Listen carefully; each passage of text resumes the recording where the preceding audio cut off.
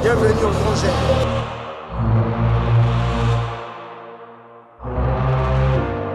Turn away from you, too afraid to let my heart. Bienvenue au projet.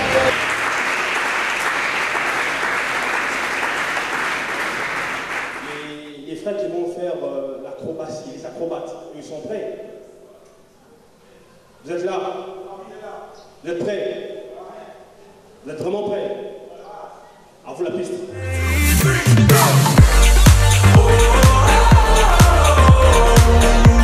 Never found a love like this before.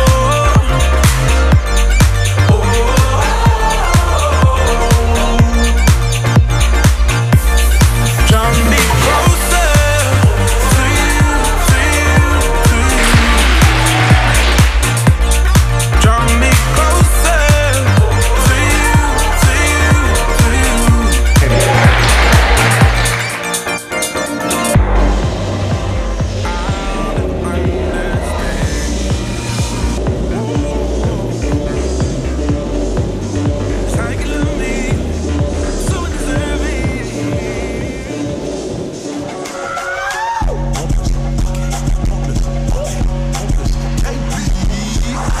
Expédié sur le MIC, niveau élevé, donc je me dois d'exceller. On a dormi bien trop longtemps, donc il faut charbonner pour récupérer quelques années.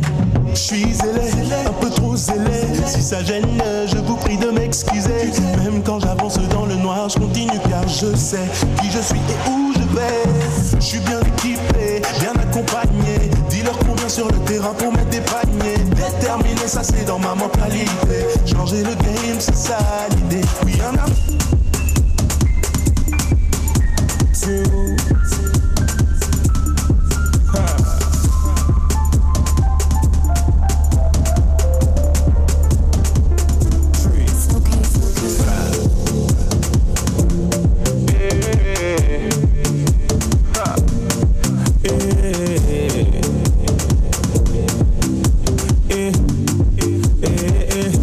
No be pure water,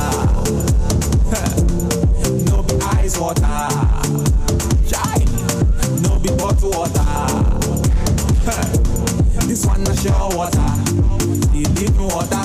See, one day if you drink the water, you never ever test again. One day if you drink the water, you gonna live forevermore. Or when you pull up and drink the water, you never ever test again. Or when you pull up and drink the water, you gonna live forevermore. Come and drink the water. Drink the water. Drink the water. This one is your water, the living water. Come and drink the water.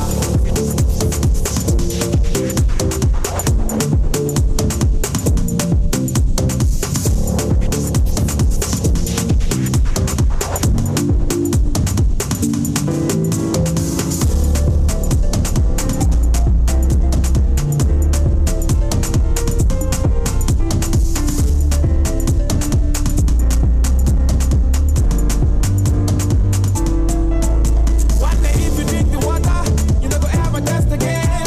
One day if you drink the water, you gonna live forevermore. Or when you pull up and drink the water, you never ever test again. Or when you pull up and drink the water, you gonna live forevermore. Come and drink the water. Drink the water. Drink the water. Bienvenue au projet.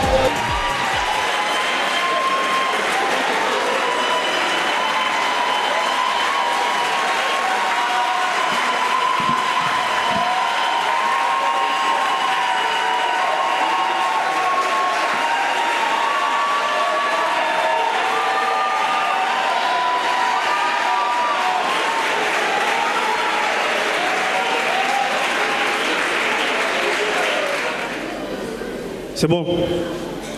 DJ, tindela nga pessoa là de lourd. Nós le local la baraté. Je suis sérieux, tindela nga soa là. Du lourd vraiment.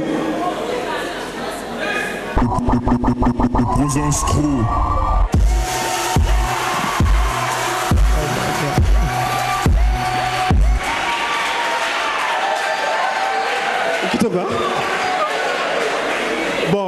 passer aux choses sérieuses.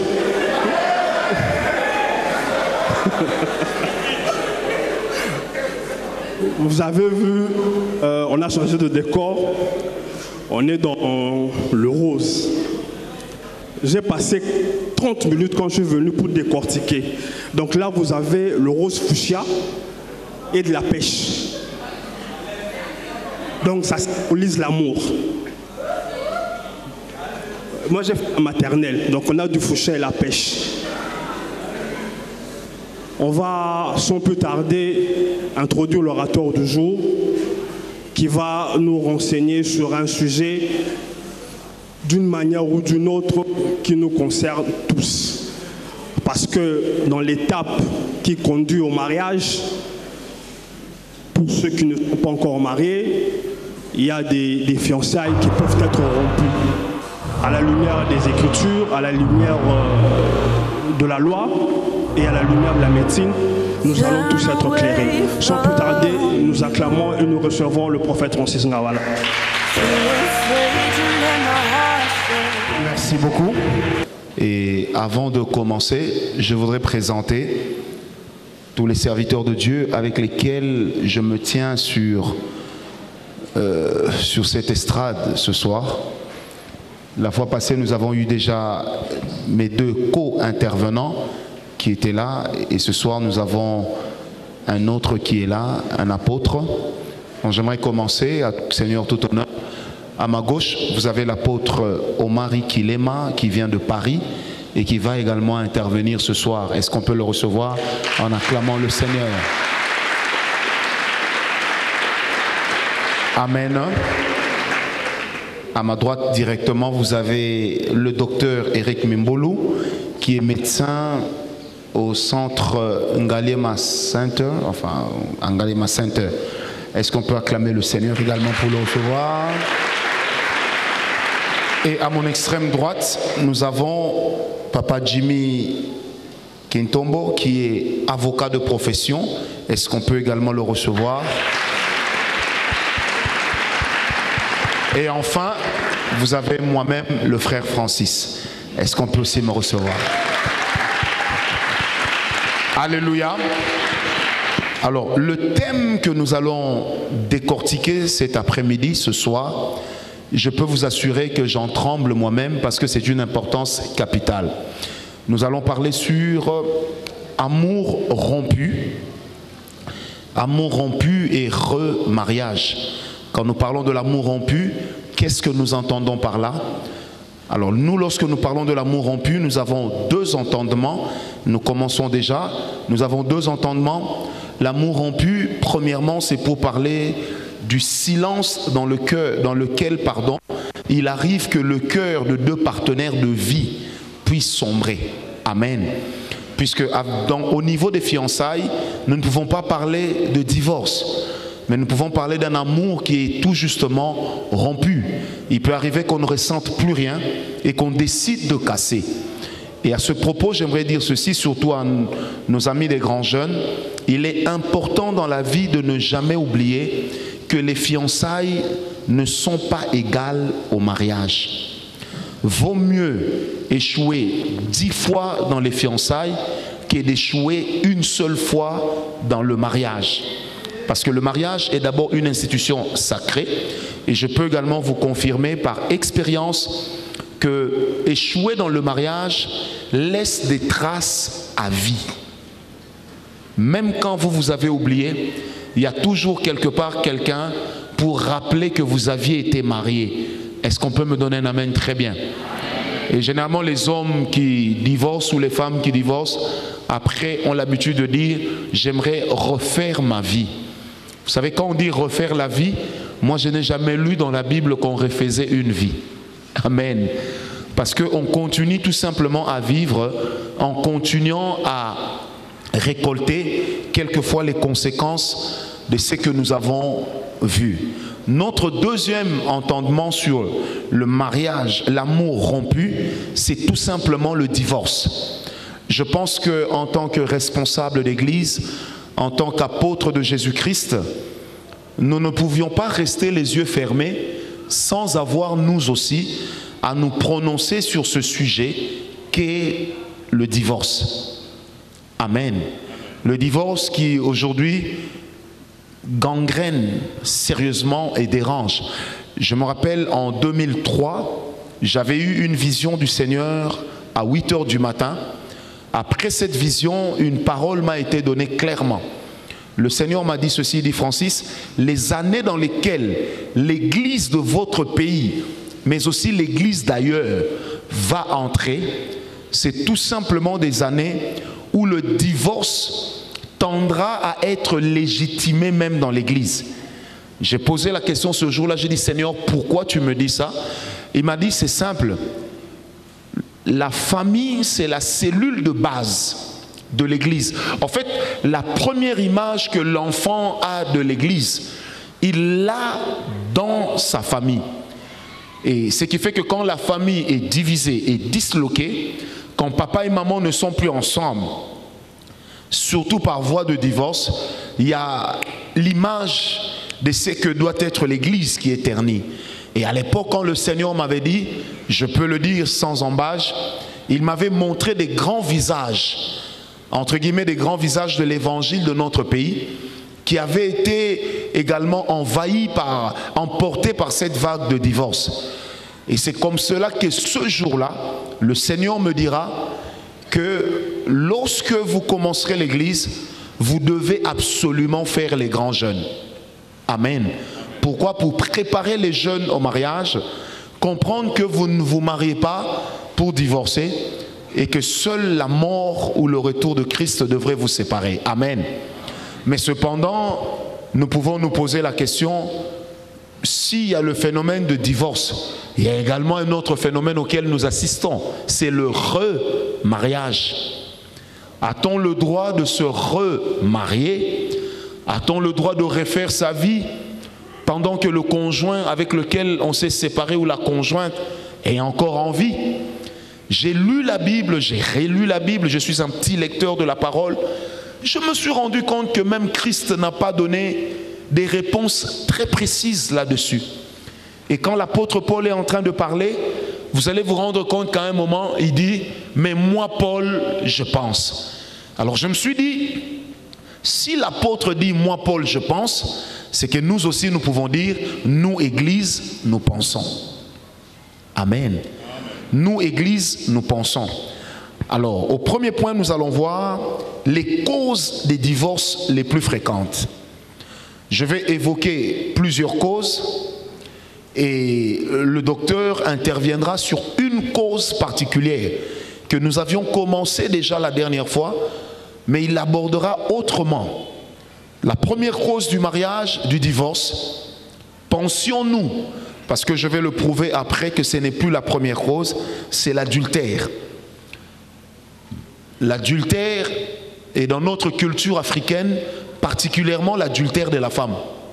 Comme si, à l'époque de Jésus, quand on lui a amené la femme adultère, c'est comme si cette histoire se répète. On se pose la question aujourd'hui, est-ce que la femme adultère qu'on avait amenée à Jésus, avait-elle commis l'adultère seule? Était-ce de la masturbation ou de l'adultère? Or la Bible dit une femme adultère. Mais où était donc l'homme avec qui elle a commis l'adultère? C'est pour dire que c'est de notoriété publique de savoir que depuis que le monde est monde et surtout depuis que le péché règne sur terre, on a comme l'impression que le monde, la société a tendance à accepter les divorces des hommes masculins, à accepter l'adultère des hommes masculins. Un célèbre musicien païen à l'époque avait même chanté que moi si abongaranami balemi balete bana bakoko na biso. Donc je traduis pour ceux qui vont nous suivre après. La femme, il ne convient pas à la femme d'avoir plusieurs hommes. Mais par le sous-entendu c'était quoi? Donc il convient à l'homme d'avoir plusieurs femmes. Amen. Chose que nous croyons ne pas être correcte du tout.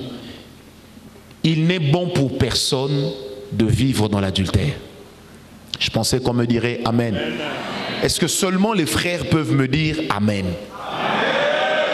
Deuxième cause du divorce, c'est la mauvaise compréhension de la parité.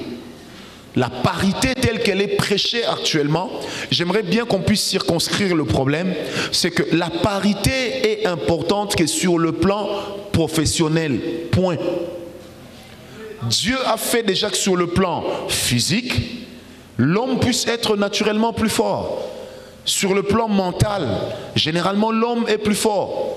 Sur le plan physique, la parité est acceptée. Sur le plan spirituel, on ne parle pas de parité parce que la spiritualité ne considère pas le genre. Est-ce qu'on m'a compris? Et je me rappelle, il y a 4 ans, nous avions tenu une émission sur B1 où nous avions parlé sur la mauvaise compréhension de la parité. Et aujourd'hui, la notion de parité a été récupérée par le diable pour pouvoir causer de plus en plus du divorce. Une autre chose, une autre raison, c'est la raison de culture, ou devrais-je dire la culturation de certains peuples, particulièrement des peuples d'Afrique, qui ont tendance à accepter tout ce qu'ils voient, surtout lorsqu'ils vivent en Occident, au Canada, aux États-Unis, en France, en Finlande, Suède, Belgique et consorts. Mes frères, moi j'aimerais vous dire, si Dieu ne vous demande pas, ne vous autorise pas à aller vous installer avec votre femme en Europe, n'y allez pas. Donnez-moi la main bien. Je répète, n'y allez pas. Parce que dans la plupart des pays occidentaux, quand vous arrivez et que la femme commence à aller faire ses démarches pour avoir ses papiers, vous avez toujours des malbouches qui leur disent, mais tu sais que ici, si tu divorces, ici c'est le pays de la femme, si tu divorces, tu seras considéré. J'ai été au Canada, c'est là que j'ai eu le plus grand choc de ma vie. Ça je vous le dis, j'ai été frustré. Parce que j'habitais Sainte-Catherine, le quartier même des homosexuels. J'ai vu pour ma première fois des extravertis, des femmes devenues hommes, des hommes devenus femmes. J'étais tellement choqué que je suis tombé malade. Amen. Et qu'est-ce qu'on vous dira? Là-bas, nos sœurs ont l'habitude de dire, quand vous avez un problème, elles te disent, je vais appeler l'oncle. Vous savez c'est qui l'oncle? C'est la police. Et on vous dira toujours, vous savez, ici, nous sommes venus village, donc personne pour conseiller l'autre.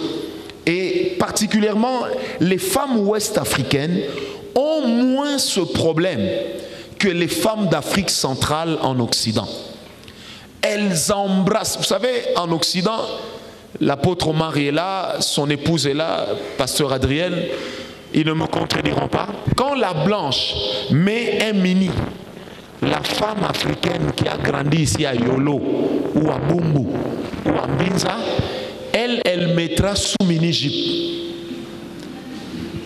Mais oublions qu'elles n'ont pas la même culture et corpulence. Est-ce qu'on me comprend? La 4e raison de divorce, toujours sur ce point de vue, c'est un problème économique et social. Vous savez, j'ai découvert malheureusement en Occident, en y allant très souvent, que dans certains pays, moi je ne comprenais pas pourquoi les gens appelaient Belgique Lola, Lola, donc le paradis. Parce que le système social belge est de loin meilleur que le système social français. Le système social canadien, c'est le top des tops, avec le système social australien. En fait, qu'est-ce qui se passe? Vous amenez votre femme là-bas, dès que vous avez 2 enfants, elle sait que si elle divorce, on va la payer, elle, parce qu'elle vit seule, on va payer aussi les enfants. Et un ami qui est pasteur m'a dit, mon cher, tu sais que toi, comme tu as 4 enfants, si ta femme vient te dire non ici, sache qu'on peut payer par enfant jusqu'à $800 canadiens. $800 canadiens font à peu près $650 US. Imagine que tu es à la maison et $2600 US te tombent comme ça, avec beaucoup de facilité. Alors, il y a des familles comme ça où ils ont encore la culture que la personne qui vit en Occident, c'est un peu comme la porte du paradis qui est ouverte. Est-ce qu'on me comprend? Et par conséquent, qu'est-ce qu'on fait? On commence à charger cette personne. Et aux États-Unis, c'est encore pire. Si vous faites un enfant avec une femme, elle peut même vous dire « je ne veux plus de vous ». Mais si elle va à la cour, elle vous charge, comme on dit en anglais, « charge ». Donc dès que tu as le charge, le juge va faire que chaque mois, tu puisses verser à cet enfant quelque chose. Et c'est aujourd'hui l'une des causes de l'homosexualité. Où les gens se disent, au moins si je vis dans l'homosexualité, nous n'aurons pas d'enfants pour ne pas qu'après on puisse me charger. Amen. Une autre cause de divorce, c'est le manque d'amour. Et là, j'aimerais tirer la sonnette d'alarme. Le manque d'amour, mais aussi le silence du cœur. Les deux situations ne sont pas pareilles. J'aime le dire aux grands jeunes, ne vous mariez pas par complaisance. Ne vous mariez pas au nom de la prophétie. Aimez suffisamment la personne avec qui vous allez vous marier. Parce que la vie est tellement faite d'histoires, tellement faite de circonstances, que si vous vous êtes marié sans amour, vous ne supporterez pas certaines choses. C'est pourquoi dans 1 Corinthiens 13, l'apôtre Paul dit, l'amour supporte. J'ai un ex-ami, apôtre. Non, il est aussi apôtre. D'ailleurs, il est devenu même évêque. Pourtant, c'est moi qui l'ai consacré, il est devenu évêque avant moi. J'ai un ex-ami, parce que je lui avais dit, tu n'es plus un ami. Il a aimé la femme, ils se sont mariés. Ils ont eu beaucoup de mal à avoir les premiers enfants. Alors, quand la première grossesse est arrivée, après plusieurs fausses couches, docteur, la femme, elle commençait à sécréter beaucoup de liquide dans ses parties intimes. Et imaginez que l'homme un jour a dit ça à l'église. Et pour finir, il a fait un enfant avec une fille du protocole et il a chassé la femme. Et moi, quand j'ai appris ça, j'ai convoqué l'homme, il n'est pas venu, la femme est venue. J'ai dit à la femme, tell me, what's going on? Qu'est-ce qui se passe? Elle me dit, j'ai eu telle situation, je n'arrivais plus à la regarder dans les yeux. Je me suis dit, comment on peut en arriver là? Mais quand elle me parlera de leur parcours, j'ai compris qu'en fait, l'homme n'avait jamais aimé la femme. Mais il l'avait épousée parce que l'église dans laquelle il était avant, cette femme était la cousine du pasteur. Ensuite, il y a le silence du cœur. Vous pouvez même acheter les CD là-bas. Nous avions parlé d'un thème, nous avions développé un thème ici. Lorsque le cœur se tait. Et j'avais dit ceci, en amour, il arrive des périodes où le cœur semble entrer dans une sorte d'apathie. Semble sombrer dans un silence sentimental. Mais le cœur, c'est parfois comme une voiture qui a eu un problème de démarreur. Il faut quelquefois seulement le replacer sur la montagne, le pousser un peu et il finira par prendre le démarrage. Amen. Et il y en a qui divorcent pour ça. Je ne ressens plus rien pour lui. Dans le mariage, on n'a pas besoin de ne plus rien sentir pour divorcer. Même si tu ne sens plus rien, tu es là. Donne-moi la main bien. Qui est marié ici qui lève un peu sa main? Ok, regardez la main levée. Ok, maintenant baissez-la. J'aimerais vous poser une question sincèrement. Seulement les frères, qui est-ce que sa femme ne l'a jamais énervé dans la vie? Qui lève la main. Moi, je suis le premier à mettre mes mains derrière. Mais ce n'est pas pour autant que je suis parti de chez moi. Amen. Est-ce qu'il y a des femmes mariées ici? Levez la main. Ah, levez la main. Quelle est la femme ici, maman Bibiche, tu n'as pas levé? Quelle est la femme ici qui peut dire que mon mari ne m'a jamais énervé? Qu'elle garde la main levée. Où est cette femme? Elle n'est pas là aussi. Maman Adrienne, même pas vous. Amen. C'est pour dire que dans l'amour, il y a des périodes où vraiment des fois tu regardes l'homme ou tu regardes la femme. Moi je me rappelle un jour, j'étais tellement fâché, j'ai dit à ma femme, est-ce que tu as ravi là-haut? Argument ici. Vous savez, mon père est mort après 49 ans de mariage. Mais à la 47e année, un jour ils se sont disputés avec son épouse. Et moi j'étais à côté. Mon père est mort aveugle parce qu'il avait un problème de tumeur. C'est un monsieur qui était très vivable. Vous savez, j'étais surpris. Il regarde sa femme et il dit, tu m'énerves. Et la femme dit, Talio. So, il y a une rubrique. Azul papa talinga. Yo bitenga naza na mukola ya famille na bino liboso. Vous savez, mon père, c'était le genre de monsieur qui ne parlait pas lingala. Donc, quand il a sorti le lingala, ça veut dire que c'est la prise de finition. Un païen, mais pourtant il a vécu avec sa femme jusqu'à la dernière minute de sa vie. Et il est mort dans les bras de sa femme. Amen. Une autre cause de divorce aujourd'hui, c'est le fameux phénomène femme du ministère.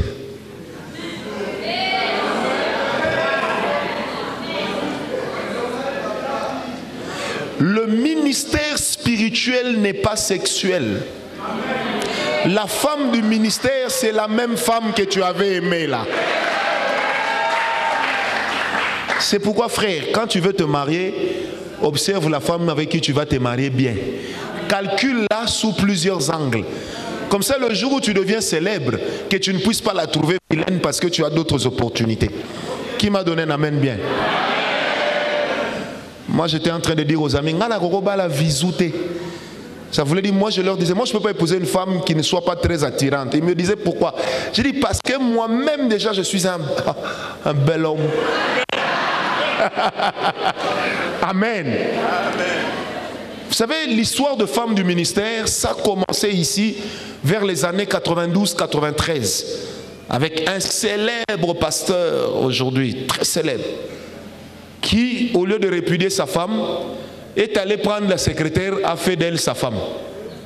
Et puis on lui dit, mais comment tu as pris une deuxième femme? Il dit, non, je n'ai pas pris une deuxième femme. Ça, c'est la femme de la vie, elle, c'est la femme du ministère. Dans la Bible, nulle part, il n'est parlé de la femme du ministère. Et la Bible dit même, il ne faut pas quitter la femme de ta jeunesse. Amen. Amen. Dis un peu à ton voisin, femme du ministère, même mari du ministère n'existe pas. Il faut lui dire ça. Non, dis-lui bien, femme du ministère, mari du ministère, ça n'existe pas. C'est pourquoi l'apôtre Paul, dit que si la femme s'est mariée et qu'elle s'est convertie et que l'homme ne s'est pas converti, qu'elle reste avec son mari. Amen. Et vice versa. Amen. Femmes du ministère. Dis, elles sont comment les femmes du ministère? Et vous allez voir que généralement c'est des filles coquettes qui se maquillent bien. Les moussous maquillage à côté fa. Aux hommes on a fond de thé, on a les à la marque et à la qui magma. Amen. Les hommes et les serviteurs de Dieu qui le font, ça je le dis clairement et j'assume ce que je dis, ils nous font honte. Hein? Si tu sais que Dieu t'appelle au ministère, tu cherches une femme du ministère, viens à l'intercession, va trouver une sœur là-bas. Mais quand tu vas l'épouser, tu comprendras que dans la maison, on n'a pas besoin de toutes ces prières-là. On a besoin que la femme soit femme. Demandez aux sœurs qui ont épousé des prophètes, des pasteurs, des apôtres sur Internet. Demandez-leur ce qui arrive. Hein? Une sœur, je la croise à Bruxelles, elle me dit, il y a un homme de Dieu de votre pays, un jeune, il m'a écrit, il m'a détaillé ma vie. J'ai dit, et puis ça fait quoi? Et puis après, il m'a dit que je suis la femme de sa vie. J'ai dit, ma sœur, Azo Lukanzela Poto, Kimakin Kaka. J'ai dit, ma sœur, épouse-le. Et je lui ai dit, c'était une béninoise. Je lui ai dit, épouse cet homme. Les Bakongo disent, Kimaki Foueni Kidia, Bambuta. Mwana lembweni koko. Ça veut tout simplement dire bilei mususu et bongi na mikolo. Yo mwana mukie ko sauter premier té. Est-ce qu'on m'a compris? Et le deuxième adage de chez Maître Jimmy, ça dit ceci: Mamonambwa, mafula kombondo. Ça veut dire, c'est que le chien a vu. Heureusement que Dieu ne lui a pas donné la bouche pour parler. Est-ce que quelqu'un m'a compris? Oh, femme du ministère, Achakuse Manjovile Anapana. Ça n'existe pas. Inaï Cha. Amen. Autre raison du divorce, c'est la pression parentale et quelquefois coutumière. Vous savez, chez nous au Bandundu, il y a des gens, quand ils naissent dans la famille, on leur choisit déjà leur kinchuidi. Pour l'homme, il a sa kinchuidi qui est sa cousine ou sa tante. Chez la femme, elle a son kinchuidi qui est son cousin ou son oncle. Alors il est arrivé que certaines personnes, la famille a exercé une pression sur elles. Elles ont fini par divorcer pour se marier à leur cousine. Dieu merci, cette coutume tend à disparaître. Amen. Autre cas, autre raison de divorce, c'est le manque de sévérité que l'Église a observé sur la question du divorce. Vous savez, dans l'Église, le riche n'est pas plus important que le pauvre. Parce que les deux iront au ciel, ni par pauvreté, ni par richesse, mais parce qu'ils ont reçu Jésus comme sauveur. Amen. Frère, même dans l'Église, j'avais dit ça quand nous avions eu le séminaire des couples ici sur la gestion des conflits. J'avais expliqué une dimension importante. J'ai dit, si l'Église commence à être sévère sur la question du divorce, si dans nos communautés nous commençons à devenir sévères, il y a beaucoup d'abus qui vont commencer à cesser. Vous savez, quand vous allez par exemple dans les pays tels que le Togo, le Bénin, le Burkina Faso, le Nigeria, les pasteurs ne blaguent pas comme au Congo. Vous savez pourquoi? Parce qu'il y a une compétition permanente avec l'islam. Et cette compétition fait que, all the time, donc pasteur, on t'attrape dans un cas d'adultère, tu as une suspension de 30 ans. Ah oui. Parce que les musulmans vont amener ça à la une. Et n'oubliez pas, remarquez comment les gens sont prompts à récupérer les abus des serviteurs de Dieu. Vous avez tous vu sur Internet un pasteur prier en tenant le caleçon d'une sœur. Vous avez vu ça? Ça fait le buzz. Est-ce que vous savez que cette histoire, c'est un théâtre? En fait, c'est faux. Ce n'est pas une histoire vraie. Mais remarquez comment ça fait le buzz. Au point que même certains de nos fidèles dans nos églises ont eu à partager ça. Amen. Or le Seigneur Jésus a dit, vous êtes le sel du monde. Vous êtes la lumière du monde. On ne met pas la lumière sous le boisseau, mais on le place sur la table afin de faire quoi? D'éclairer. Amen. Finalement, l'avant-dernière cause du divorce, ce sont les démons. Il ne faut pas minimiser les démons, ce sont des mauvais gars. Dieu avait raison de les chasser. Amen. Moi j'ai prié pour une maman, elle est grand-mère, 39 ans de mariage, 4 enfants mariés, mais dans tous ses rêves, elle se voit toujours chez ses parents. Et elle-même me dit, elle dit, prof, je ne comprends pas, mais quand j'ai un problème avec mon mari, à mon âge ici, elle avait 66 ans. Elle me dit, à mon âge, je dis directement à mon mari, si tu n'es pas content de moi, va me déposer chez nous. J'ai dit, maman, vous avez encore chez vous à cet âge-là. Parce que c'est une possession démoniaque. Et on a eu plusieurs cas de délivrance des gens qui disaient, même des hommes, qui disent, je me sens toujours bien en dehors de chez moi. Est-ce que ta femme t'embête? Non. Ta femme te dérange? Non. Qu'est-ce qu'elle a fait? Rien. Mais j'aime être dehors. Et des femmes qui vous disent, moi des fois quand je dors, pour bien dormir, je dois penser au sein de ma mère. Mes amis, le ministère de délivrance ici m'a fait découvrir des choses anormales. Est-ce qu'on me donne un amen bien? Et puis la dernière cause du mariage, du divorce, c'est la violence conjugale. Et là, le docteur Eric reviendra dessus. La violence conjugale, il nous parlera comment déceler un potentiel violent. Quel type de violent existe-t-il dans le mariage? Comment vous allez déceler? Frères, sœurs, hein? Ça je lui donne déjà, je lui mets déjà le sel dans sa nourriture. Frère, on est bon à lingala. Mobile appelle celui au mot était ma bête yo tia mission makila. Et puis l'homme se dit, on va se marier, je l'aime. Et c'est yondo banda boling mon avis.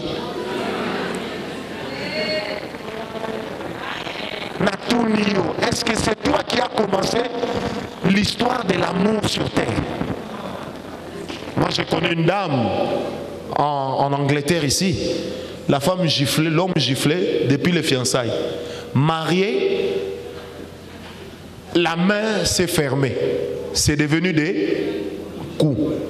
Avec 3 enfants, dernier enfant 2 mois, l'homme a donné un coup à la femme, tombé au mauvais endroit, la femme est morte sur le champ. Et les enfants étaient placés dans un foyer d'accueil. Parce que le papa est allé en prison, la maman est allée au cimetière. Amen. Et le docteur va nous expliquer comment reconnaître les violents conjugaux. Comment les identifier. Et il parlera comme expert médical pour nous dire, pour chaque cas, qu'est-ce qu'il est recommandé de faire. Amen. Amen. J'aimerais lui donner directement le micro. Après, je reprendrai la parole pour parler sur les conséquences. Et après cela, la parole va commencer à circuler. Docteur, vous avez la parole. Merci, prophète, pour la parole. Et merci pour votre intervention.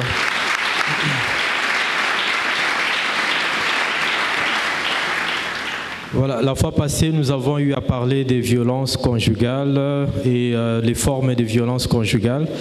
Mais ce soir, j'aimerais revenir sur les processus de cette violence conjugale, parce que ce n'est jamais un fait du hasard, mais c'est quelque chose qui est un processus qui est dynamique et aussi évolutif.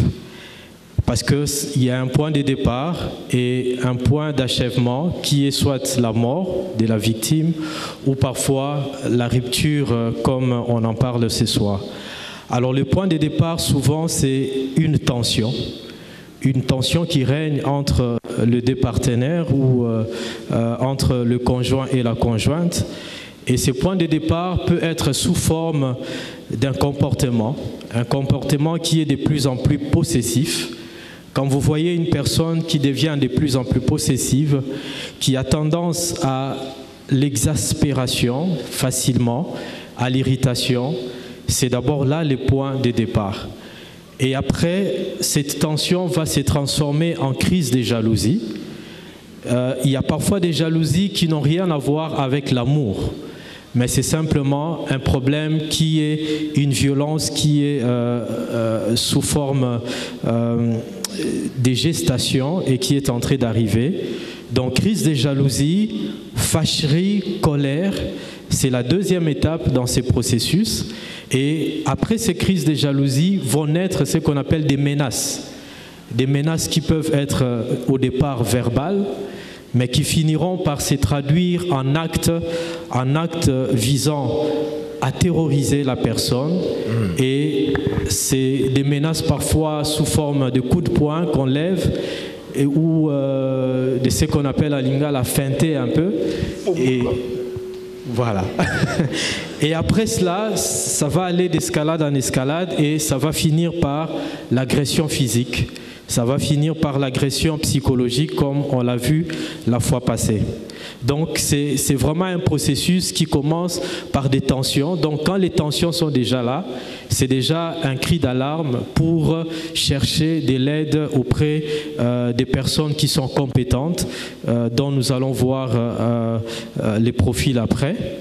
Alors pour ce qui est des auteurs des violences conjugales, il faut dire que ces auteurs présentent différentes caractéristiques et ils ont aussi des profils différents par lesquels, dès le moment où vous êtes en fiançailles, en processus de choix, vous pouvez déjà avoir des signes pour pouvoir les reconnaître et savoir comment s'y prendre. Est-ce qu'il faut continuer dans cette relation?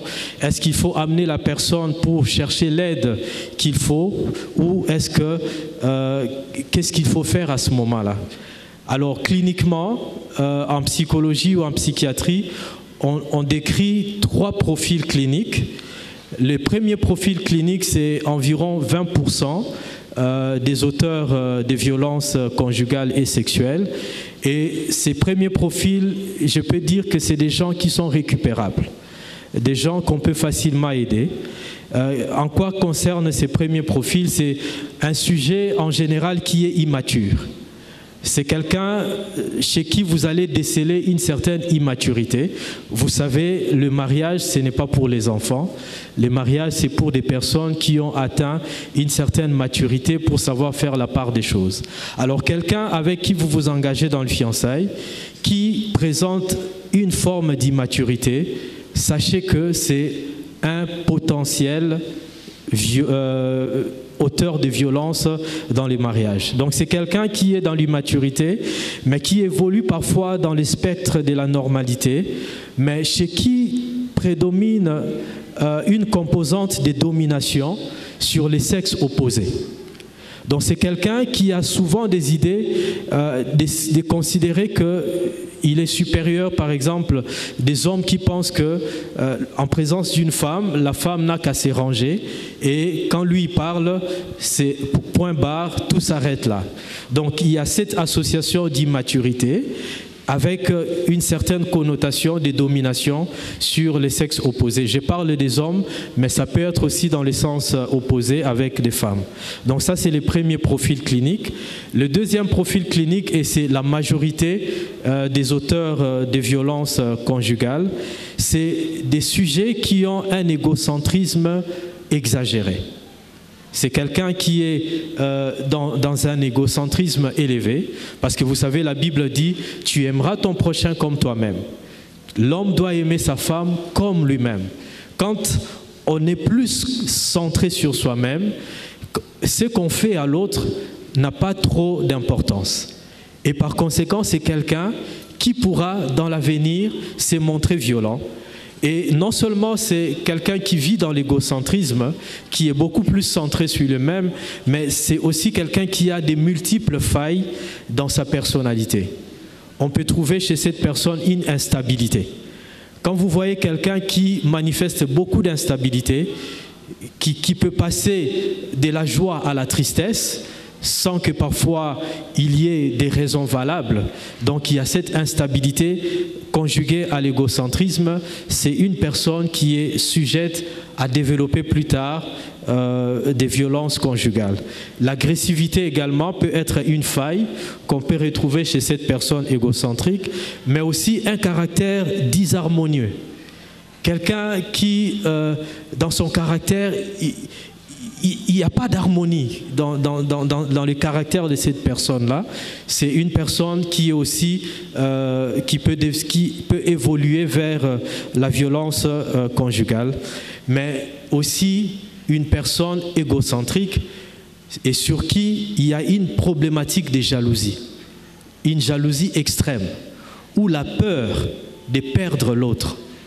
Quelqu'un qui vit constamment dans la peur de perdre son partenaire, c'est quelqu'un qui finalement va vouloir développer des techniques de domination pour pouvoir maintenir cette personne et ne pas perdre cette personne. Donc c'est quelqu'un dont vous devez aussi vous méfier parce qu'il entre dans ces deuxièmes profils-là. Et c'est la majorité des cas des personnes qui sont violentes. Le troisième profil, ça c'est vraiment ce qu'on appelle des sujets avec une personnalité problématique, parce que chez eux, en dehors de l'égocentrisme, on trouve une dimension de paranoïa, une dimension de mégalomanie. Donc quelqu'un qui a des idées mégalomaniaques. Mégalomaniaque, mégalo c'est grandeur. Mais aussi quelqu'un qui évolue dans la névrose un peu, qui a une certaine logique propre à lui, qui sort de la logique normale. Donc c'est une personne qui a des manies, c'est une personne qui se croit un peu le centre du monde. Et vous les avez rencontrés certainement. Et vous pouvez croire que c'est simplement une fierté de soi. Mais quand vous analysez très bien, vous allez vous rendre compte que c'est en fait quelqu'un qui évolue dans un certain degré de folie, dans un certain degré de névrose. Et quand on parle de névrose, ça veut dire que la personne ne réfléchit pas comme tout le monde. Et vous allez voir qu'avec ces fiancés-là, ou cette fiancée-là, la discussion n'est pas vraiment possible. Quand vous vous mettez à discuter, tout de suite, ça tourne à la colère et à l'agressivité. C'est déjà des signes d'alarme qui doivent vous mettre la puce à l'oreille. Et c'est aussi une personne chez qui la violence s'inscrit dans une conflictualité quotidienne. C'est vraiment au quotidien que, quand vous vous rencontrez, ça se solde toujours par une dispute. Vous êtes encore fiancé, mais quand vous devez discuter d'une telle chose ou de telle autre chose, souvent la discussion se solde par la dispute. La discussion n'est pas mauvaise dans un couple, mais quand la discussion doit toujours se solder par une dispute, alors il y a quelque chose qui ne va pas. Et quelles sont les caractéristiques qu'on retrouve dans tous les profils, quel que soit le premier, le deuxième ou le troisième profil? La plupart de ces gens, de ces sujets, ont en commun certaines caractéristiques que je vais vous citer. La première caractéristique, c'est la faible estime de soi. Quelqu'un qui a une faible estime de soi aura aussi du mal à vous estimer, vous. Donc, quand on n'estime pas l'autre, par conséquent, on peut les prendre pour un sac de boxe. La deuxième caractéristique, c'est quelqu'un qui vit de façon isolée, qui n'a pas vraiment de véritables amis. Il a très peu de vrais amis. Or, vous savez que les conseils des amis aident beaucoup aussi. Mais quand quelqu'un vit dans l'isolement, c'est déjà quelqu'un qui est un sujet à problème. Et c'est aussi souvent des sujets qui eux-mêmes ont été violentés ou ont vécu dans un environnement de violence familiale. Donc, la famille d'origine, quand votre fiancé a vécu dans un environnement de violence, il y a de fortes chances qu'il puisse répéter les mêmes choses qu'il a vécues dans sa famille d'origine. Et c'est aussi des personnes, comme je l'ai dit et je les répète, qui vivent dans une certaine jalousie exagérée, avec toujours ces désirs de contrôler, de tout contrôler. Quand vous êtes en face de quelqu'un qui aime tout contrôler, jusqu'à votre habillement, jusqu'à votre façon de sourire, jusqu'à dans vos relations, les rapports que vous avez avec les autres, c'est quelqu'un qui peut à la longue aussi développer la violence quand il est marié. Et une autre caractéristique, c'est que ce sont des sujets qui ont tendance à résoudre les conflits toujours avec la violence. Quand quelqu'un a tendance à résoudre des conflits toujours avec la violence et parfois même à imputer la responsabilité de sa perte de contrôle à autrui, vous êtes avec quelqu'un, il a perdu le contrôle et puis il dit c'est ta faute. Si j'ai agi comme ça, c'est ta faute. Si j'ai résolu le conflit de cette manière-là, en allant dehors ou en te trompant avec une autre ou avec un autre, c'est parce que toi tu as agi comme ça. C'est déjà quelqu'un qui peut à la longue développer une violence.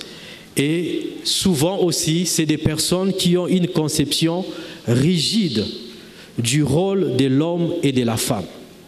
La femme doit être comme ça. L'homme doit être comme ça. Quand on a une conception rigide du rôle de l'homme et de la femme, dans des rôles traditionnels qui sont tout à fait figés, très facilement on glisse dans la violence conjugale. Alors, comment aider ces personnes qui sont dans ces profils que nous avons cités? Le premier profil, c'est des gens qui facilement reconnaissent les torts qu'ils ont causés. Quand il a fait du mal et qu'il a vu que l'autre a souffert, facilement il a des remords et il aimerait réparer. C'est des gens qui sont faciles à aider. Et si vous êtes déjà marié et que vous constatez que la personne reconnaît quand même ses fautes, c'est une personne, il y a de l'espoir. Mais pour ce qui est de la troisième catégorie, ceux qui ont un égocentrisme exagéré et qui vivent dans la paranoïa, c'est des personnes qui sont souvent dangereuses et difficiles à aider. Mais dans tous les cas, ce que l'on vise, c'est d'amener ces personnes à un renouvellement de l'intelligence. Parce que si vous voulez changer le comportement de quelqu'un, vous devez d'abord changer sa façon de penser. Et c'est la raison d'être des séminaires ou des lieux de discussion comme ce que nous avons aujourd'hui. Amener les renouvellements dans la pensée, parce que quand on renouvelle la façon de penser, on peut facilement changer les comportements. Donc quand quelqu'un est dans ces profils-là, il faut une prise en charge multidisciplinaire dans laquelle va intervenir les médecins psychiatres, les psychologues, les pasteurs, mais aussi les juristes. Donc il faut vraiment des équipes multidisciplinaires. Malheureusement, dans la plupart de nos églises, nous n'avons pas de ces équipes multidisciplinaires. Et j'encourage beaucoup les prophètes Francis qui a initié ces genres des réunions où on associe un médecin, on associe un pasteur, on associe un juriste, parce que pour aider les auteurs des violences conjugales, il faut vraiment une prise en charge multidisciplinaire à travers laquelle on va écouter la personne, mais on va aussi amener la personne à écouter aussi les autres qui sont passés par là et qui ont été aidés. Et dans cette prise en charge, il faudrait reparler de la personne, du rôle de la femme, du rôle de l'homme, reparler de la personne, de la place de l'amour dans le couple et aussi de la place de la douceur dans le couple. Il y a beaucoup de sujets qui pourront être, évoqués avec la personne, mais le but, c'est d'amener la personne à un renouvellement de l'intelligence, parce que l'apôtre Paul dit dans Romains 12, chapitre 2, « Soyez transformés par le renouvellement de l'intelligence » pour que vous puissiez être en mesure de rendre à Dieu un culte qui soit raisonnable. Et c'est vraiment ce à quoi on peut aboutir. J'ai dit et je vous remercie. Magnifique. Amen. Conséquences du divorce. Plusieurs conséquences découlent du divorce. La première conséquence du divorce, c'est une famille brisée. Une famille brisée, c'est parfois comme, c'est pire qu'un morceau de métal qui est coupé en deux. La deuxième conséquence du divorce, c'est des enfants délaissés et qui risqueront de grandir sans amour. Comme l'a dit le docteur, des enfants qui peuvent se retrouver victimes de violences sexuelles. Nous sommes en train de préparer, docteur, avec une ONG américaine, une vidéo où je parle justement sur le phénomène enfant sorcier. Pourquoi l'Église ne se prononce pas? Vous allez remarquer que généralement, la plupart des enfants sorciers sont mieux traités quand c'est leur mère et leur père qui est là. Mais ils sont généralement maltraités lorsque c'est l'enfant, soit de la femme qui était là, qui est partie, ou encore lorsque c'est l'enfant que le papa a eu à l'extérieur. Généralement, l'enfant que maman a ramené n'est pas sorcier, mais c'est souvent l'enfant que papa a ramené. Et l'Église a joué un très grand rôle dans notre pays à sceller cette division de famille et à faire que beaucoup d'enfants soient jetés dans la rue et se retrouvent sans amour et délaissés. Troisième conséquence, c'est des enfants qui perdent des repères. Quand il y a un divorce, les enfants n'ont pas de repères. Je vais donner ici mon petit témoignage en quelques secondes. Nous nous sommes nés dans une famille du côté de papa où nous sommes 6 garçons. Du côté des mamans, nous sommes nés à 7. Mais entre mon père et ma mère, je suis né seul. Je n'ai jamais eu la grâce de voir mes 2 parents ensemble, même pas pour se dire bonjour. L'unique fois où mon père et ma mère étaient ensemble, c'est mon père était dans le cercueil et ma mère devant. C'est l'unique fois. Alors, quand on grandissait, tout le monde avait le droit d'entrer dans la chambre des parents, sauf moi. Et ce qu'on appelle la chambre des parents était resté un mystère pour moi quand je grandissais.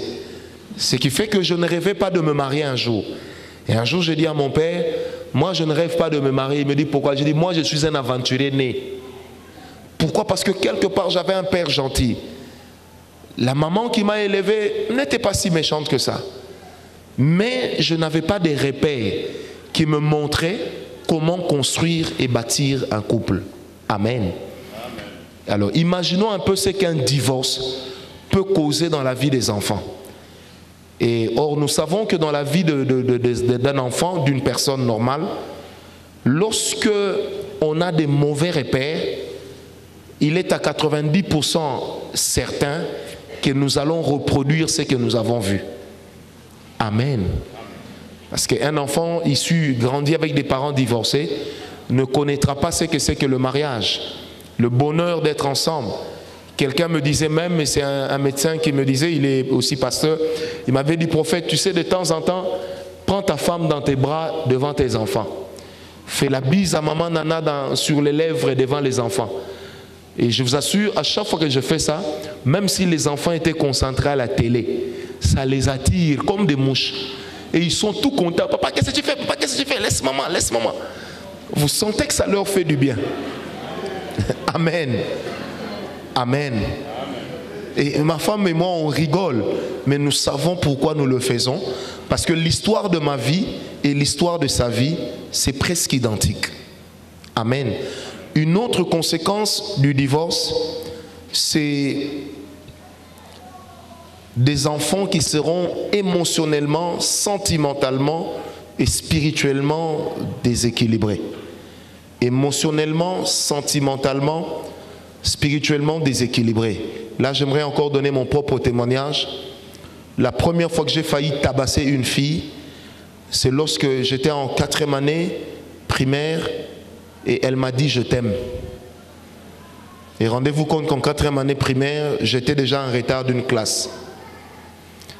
Vous savez, j'ai poussé la fille, je lui ai envoyé une de ses gifles et j'étais prêt à l'achever. Pourquoi? Elle m'a dit « je t'aime ». Parce que moi, en grandissant, surtout sans affection maternelle, personne ne pouvait me dire et personne ne me disait « je t'aime ». Sentimentalement déséquilibré. Et à chaque fois que c'était mon anniversaire, le 2 novembre, c'est le jour où j'étais très affecté par la moindre chose.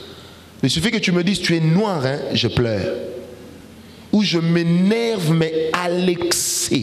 Et comme a dit le docteur, j'étais potentiellement un violent conjugal. Et j'avais atteint un niveau vers les années 89-90.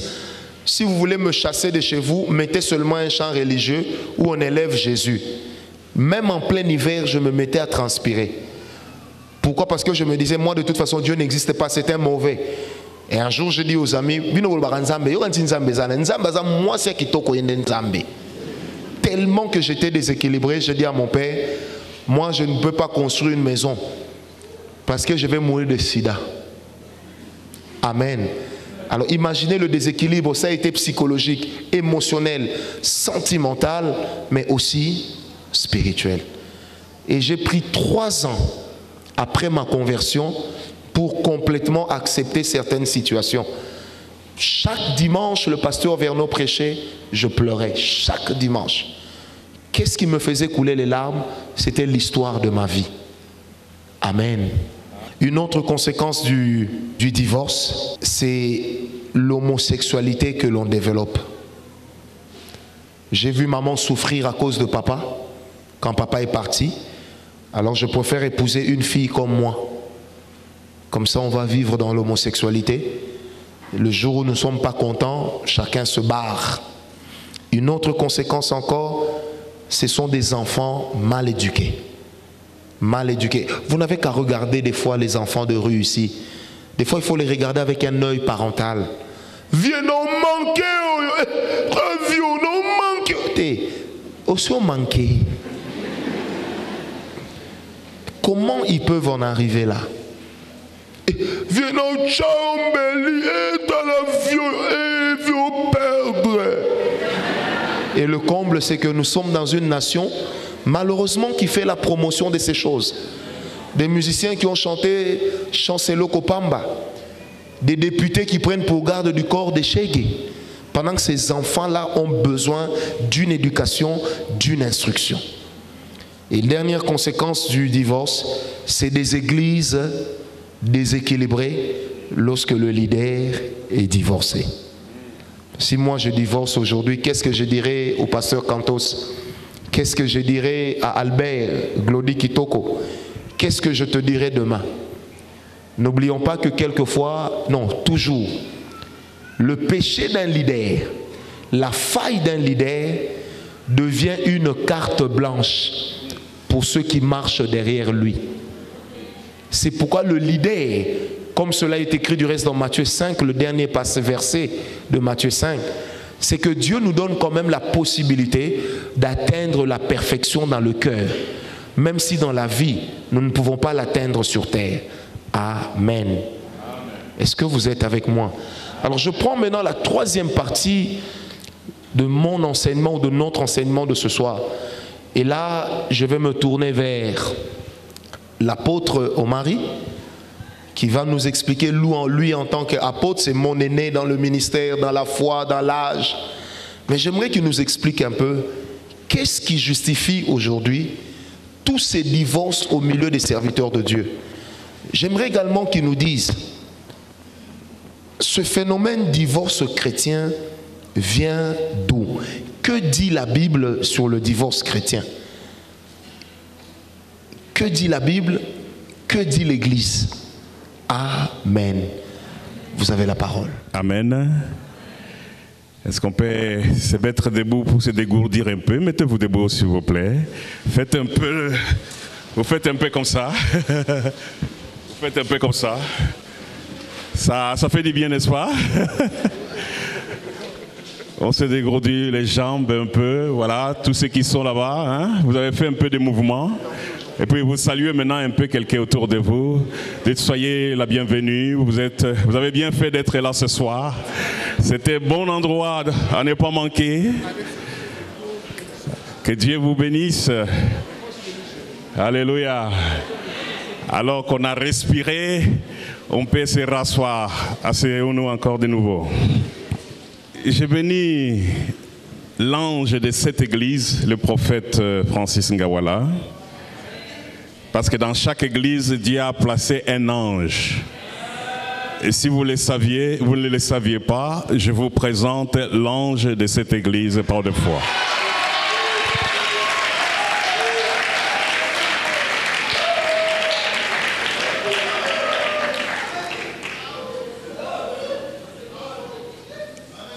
Vous savez, ça ne fait pas 15 ans que je connais cet homme. Mais lorsque on est animé par un même esprit, il suffit de 2 secondes pour se connaître fondamentalement. Vous connaissez l'histoire des 2 enfants qui étaient dans le ventre de quelle femme? Vous connaissez les noms? Marie et qui?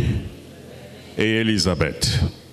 Il a suffi qu'ils se croisent et les 2 enfants se sont connectés immédiatement. Donc il suffit de quelques heures, si vous avez l'Esprit de Dieu, vous pouvez vous connaître très facilement. Alors, c'est un sujet très important. Et je suis très heureux parce que c'est rempli de la jeunesse ici dans cette salle. Nous sommes peu qui avons levé les mains, qui sommes déjà mariés. Donc il y en a beaucoup qui sont dans le processus. Peut-être beaucoup qui freinent leur processus à cause de ces histoires. Et ils se disent, pourquoi se marier si on doit finir par se séparer? Vaut mieux ne pas se marier, regarder à gauche et à droite, et alors on s'éviterait ces problèmes-là. Que dit la Bible? C'est la question que le prophète a posée à l'apôtre. Et la Bible dit, il a établi premièrement qui? Les apôtres. Alors c'est une grande responsabilité. Alors j'ai quand même un texte que je voulais... Parce que vous savez, parfois la parole parle plus que les commentaires. Alors si vous avez votre Bible, ouvrez-la dans Matthieu chapitre 19. Les questions qu'on se pose aujourd'hui, il y a des gens qui se sont posés les mêmes questions ou qui ont posé les mêmes questions à notre Seigneur Jésus. Et nous allons voir qu'est-ce qui est sorti de ces dialogues, de ces questions qui ont été posées au Seigneur Jésus. Matthieu chapitre 19, vous y êtes? Nous y sommes, comme on dit à l'école. Je lis dans ma version, la Bible et la colombe. Lorsque Jésus y achevait ses discours, il partit de Galilée et se rendit aux confins de la Judée, au-delà du Jourdain. De grandes foules le suivirent et là, il est guéri. Les pharisiens l'abordèrent et dirent pour le prouver, est-il permis à un homme de répudier sa femme pour n'importe quel motif? Vous voyez, vous avez compris? Et parce que nous allons voir, vous allez voir que les divorces, il y en a beaucoup, plusieurs motifs.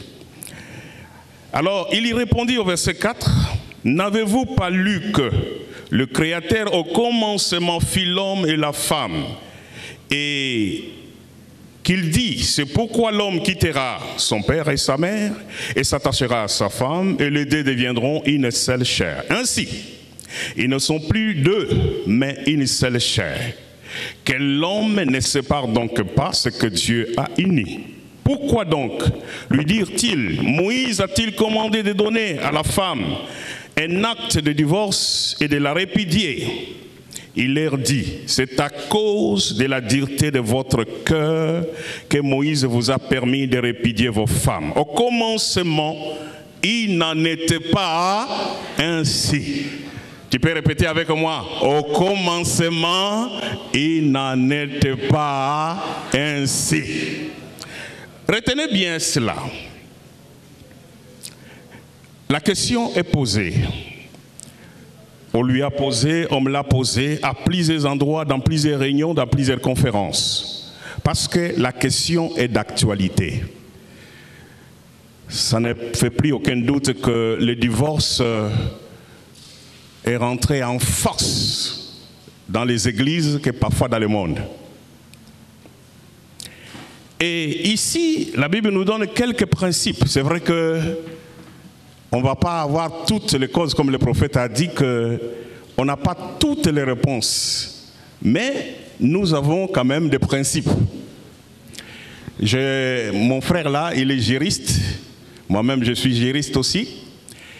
Quand en droit, quand vous avez une loi, quand il y a une compréhension par rapport à une loi, à une règle, à un décret ministériel, et qu'on regarde, on ne sait pas ce que ça veut dire.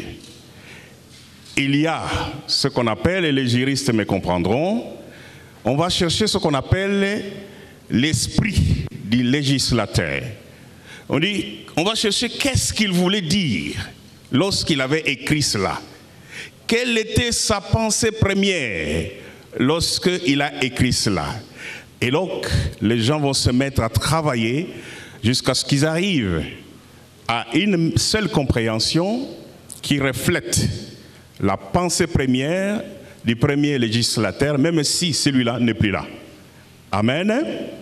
Et donc ici, Dieu nous dit effectivement, face à ces scribes qui se posaient ces questions, parce qu'on peut répudier, parce qu'il y avait des gens qui attendaient de répudier leurs femmes. Voyez-vous, tous qui sont venus poser ces questions, ils étaient soit sous le processus de divorce, ou ils attendaient d'être clarifiés pour en finir avec leurs femmes. Jésus leur répond calmement que au commencement, il n'était pas ainsi. Il dit, c'est par la dureté de vos cœurs. Et je vais vous parler de ça, la dureté de nos cœurs. Nos cœurs sont devenus plus durs, que nous ne supportons plus aucun moindre début de commencement. Une petite discussion peut être une cause de divorce. Nous supportons difficilement ce qui se passe au milieu d'un couple. Et donc, les cœurs des chrétiens deviennent trop durs, au point qu'ils se permettent tout, finalement, pour arriver à casser leur mariage. Mais le but, et Dieu rappelle que lorsqu'il a créé l'homme, le principe était là. L'homme quitte sa famille, la femme quitte, et les deux deviennent une seule chair. Ça, c'est la mathématique de Dieu. Et personne n'a aucun droit de séparer ce que Dieu a établi. Ça, c'est la pensée de Dieu. Et ça doit être effectivement le fil conducteur dans nos relations des couples. Lorsque nous sommes en difficulté, nous devons toujours penser à ceci. Mais Jésus, dans la suite, lorsque nous lisons la suite de ces chapitres, Jésus va parler d'une seule cause. Une seule cause pour laquelle on peut répudier sa femme. Il a parlé de l'adultère, sauf pour l'adultère. Mais il dit, même l'adultère, on peut encore arranger. Moi, je vois effectivement, vous avez des exemples, des hommes ou des femmes, des couples qui ne sont pas des chrétiens, des païens vraiment hors catégorie, qui ont eu des problèmes sérieux dans leur couple, mais qui arrivent à arranger et continuent leur vie de couple, qui se pardonnent et continuent à vivre en harmonie dans leur couple. Donc, l'effort qu'on peut demander aux chrétiens, ce n'est pas quelque chose d'extraordinaire. Beaucoup d'autres qui ne sont pas des chrétiens le font. Des gens qui n'ont pas l'Esprit de Dieu le font. Est-ce que quelqu'un dit Amen? Donc, on n'est pas des Superman, qu'on ne nous demande pas quelque chose qui n'a jamais été fait quelque part. Il y a des personnes qui n'ont pas l'Esprit de Dieu, qui n'ont pas été baptisées, qui ne parlent pas en langue, mais qui, lorsqu'il y a un problème, peut s'agenouiller devant sa femme ou son mari, demander pardon, demander la réparation et repartir sur des nouvelles bases, comme si de rien n'était. Ça se fait parmi les païens. Pourquoi ça ne peut pas se faire parmi nous qui sommes des enfants de Dieu? Or, le pardon, l'amour, ce sont les bases de la vie chrétienne. Le pardon, l'amour, sans cela, nous n'existons pas. Nous avons droit de citer aujourd'hui parce qu'il y a eu quelque part quelqu'un qui nous a accordé le pardon, qui nous a témoigné son amour. Amen. Qu'est-ce que nous n'avons pas fait à Jésus? Mais in fine, à la croix, il dit, Père, pardonnez-leur car ils ne savent pas ce qu'ils font. Vous devez savoir que dans le couple, on peut se faire des choses, mais parfois celui qui a fait cela ne sait pas les conséquences, ne sait pas les degrés de nuisance que ça peut produire à son partenaire. C'est pour cela que Jésus pouvait dire pardonnez-le car ils ne savent pas ce qu'il faut. Parfois nous faisons des choses que nous minimisons même les conséquences ou nous ne savons pas les degrés de nuisance que ça peut produire dans le cœur de certains et des autres. Avant de vous donner mon témoignage, parce que j'ai 25 ans de mariage, avec celle que j'appelle la Miss Univers.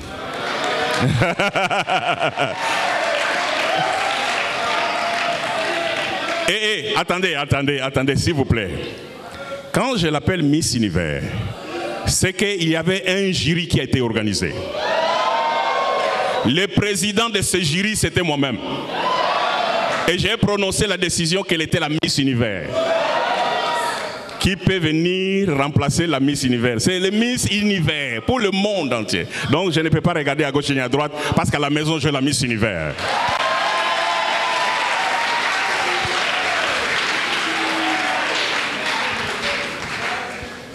Je vous raconte un cas pratique.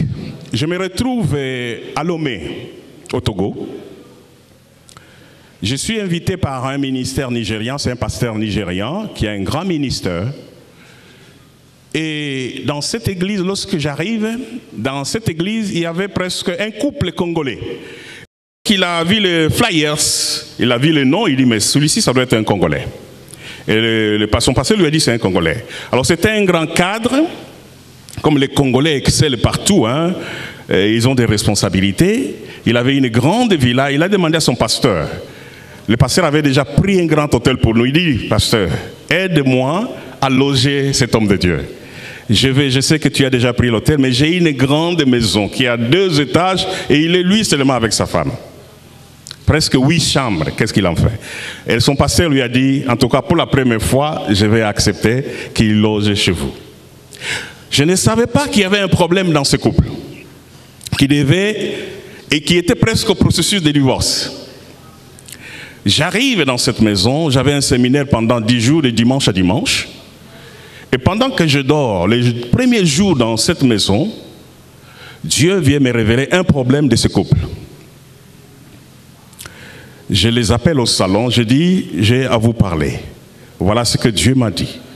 Que vous voulez vous séparer. Il y a ce problème, celui-ci et celui-là. Au fait, la femme avait le sida. L'homme est venu découvrir cela, que la femme est le sida parce qu'elle était malade. Et le monsieur avait fait des concours aux États-Unis, il est ingénieur en tout ce qui est en télécommunication. Il avait été pris par une grande société américaine, mais avant d'aller aux États-Unis, on lui demande de faire des tests, lui et sa femme. Et il découvre en ce moment-là que sa femme était malade et que lui-même n'est pas malade. Alors, monsieur voulait carrément abandonner sa femme et s'envoler aux États-Unis. Une belle carrière, des nouvelles horizons, des belles femmes, il y en a des Américaines, des Sud-Africaines, des Sud-Américaines, il y en a plein. Et en ce moment, Dieu m'appelle dans ce couple. Je cause avec eux. Il me pose la question, mais apôtre, qu'est-ce que je dois faire? Parce que je peux mourir. Voyez-vous, j'ai vu quelqu'un qui me dit, mais papa, si tu me dis de rester avec lui, donc tu veux ma mort. Ce monsieur est malade. Et tu me demandes de rester avec lui, donc tu veux que je meure. Des situations compliquées que nous arrivons à gérer en tant que des hommes de Dieu. Dieu nous a guidés, vous savez, je vais raccourcir l'histoire. Dieu nous a guidés pendant ces 15 jours que je fais là-bas. Il n'avait pas d'enfants. Le mari, l'homme commençait à faire des enfants dehors parce que la pression de la famille. Comment tu as beaucoup d'argent, tu as ceci, tu n'as pas d'enfant. Et donc, à gauche, à droite, on lui met une copine, il fait un enfant, c'est que sa femme soit au courant. Et tout ça, quand je suis là, tout ça se révèle. Dites à quelqu'un, il faut avoir l'Esprit de Dieu. Dites à quelqu'un, c'est bien d'avoir l'Esprit de Dieu. Dis-lui calmement. C'est bien d'être connecté avec l'Esprit de Dieu. C'est très bien. Et donc,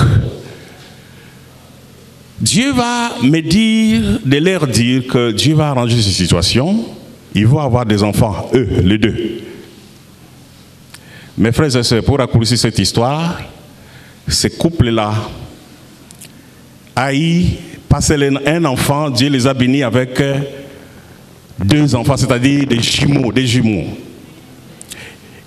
Ils vivent, ils sont même présentement ici à Kinshasa. Parce qu'après on les a mités au Kenya, il était responsable là-bas. Mais, vous savez, avec ce problème-là, ces couples ont surmonté ce problème. Et aujourd'hui, ils vivent ensemble, ils ont même des enfants. Et Dieu a su rétablir la paix dans cette famille. Est-ce que nous pouvons applaudir Dieu pour cela?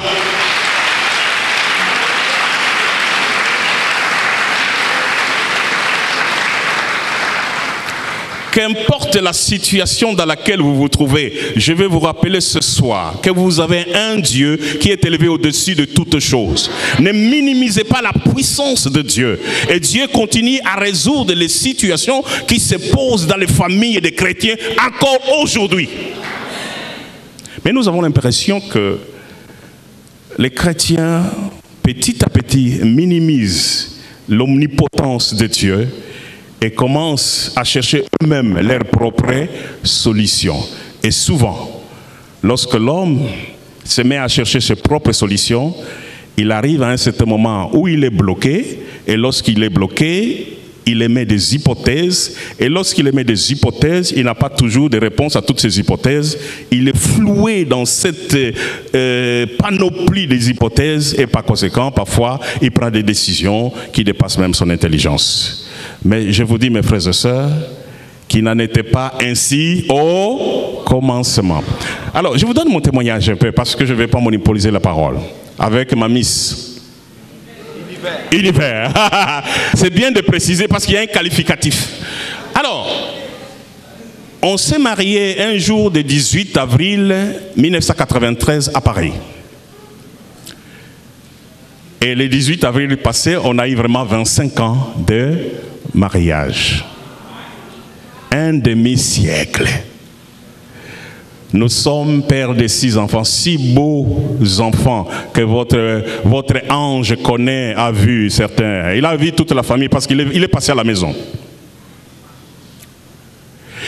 Mais je vous dis, pendant ces 5 ans de mariage, le prophète nous a posé la question que c'est lui qui ne s'est jamais mis en colère, je n'ai pas levé les doigts, ni elle n'a pas levé même le moindre doigt.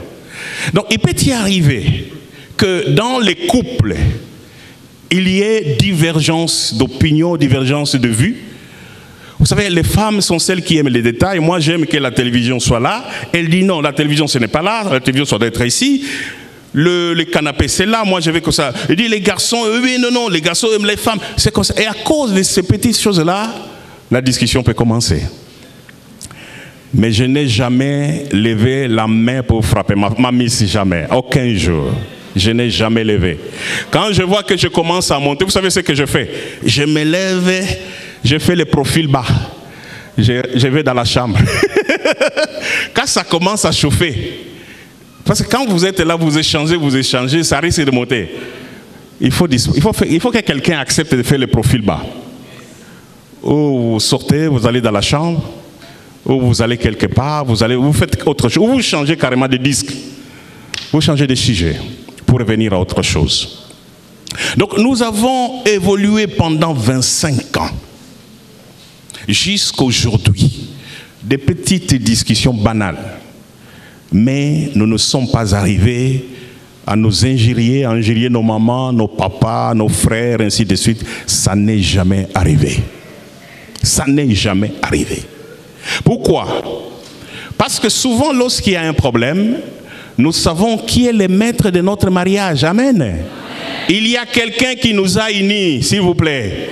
Alors, si vous êtes encore accro à votre famille, il y a un problème qui se passe chez vous, vous appelez votre papa, vous appelez votre maman, votre mariage est géré, ce qu'on appelle téléguidé, depuis 1000 km. Il y a même des Africains qui sont à Paris, mais leur mariage est géré à Kwamutu, à Kasumbalesa. C'est incroyable. Vous êtes à Paris, mariage est géré à Kasumbalesa.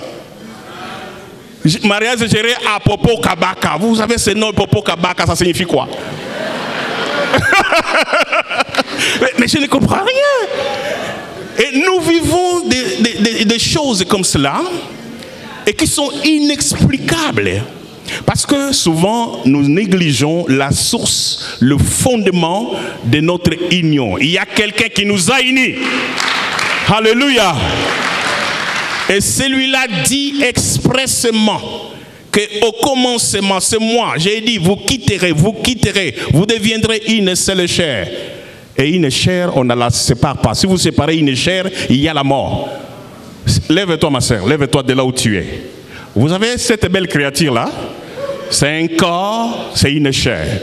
Prenez une machette, divisez cet corps en deux. C'est comme ça que vous devez raisonner dans les couples. Si vous essayez de diviser, vous êtes en train de tuer. Si vous essayez de la couper en deux, mais accent Mungu akuboriki. Vous savez, c'est comme ça qu'on doit raisonner dans les couples. N'oublions pas que le fondement, quelle est la source. Et lorsqu'il y a un problème, lorsque vous enlevez un poisson de son milieu ambiant, où est-ce que le poisson doit vivre? Dans l'eau. Et lorsque vous enlevez le poisson dans son milieu ambiant, qu'est-ce qui se passe?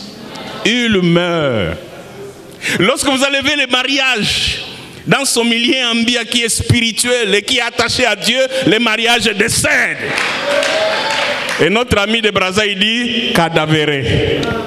Hein? Il y a un musicien qui avait dit tout, cadavéré le poulet, cadavéré le mariage, cadavéré. Fiançailles, cadavéré. Mais nous, au nom de Jésus, et je m'arrête là, au nom de Jésus, je déclare que vos mariages vont persister et vont surmonter les problèmes, les épreuves, les circonstances, au nom de Jésus. Alléluia. Amen. En deux mots, ça veut dire que nous sommes contre le divorce sous toutes ses formes. Alors, si nous sommes contre le divorce, ça veut dire que nous ne croyons pas au remariage, sinon au cas par cas. Amen. Je répète, sinon au cas par cas. Pourquoi au cas par cas? Je me rappelle à l'époque, nous étions dans une grande église avec un pasteur blanc qui n'aimait pas les divorces. Et il y a un frère qui s'est marié à une sœur. Et le frère venait dire au pasteur, ma femme me fait souffrir. Le pasteur dit, non frère, pas le divorce.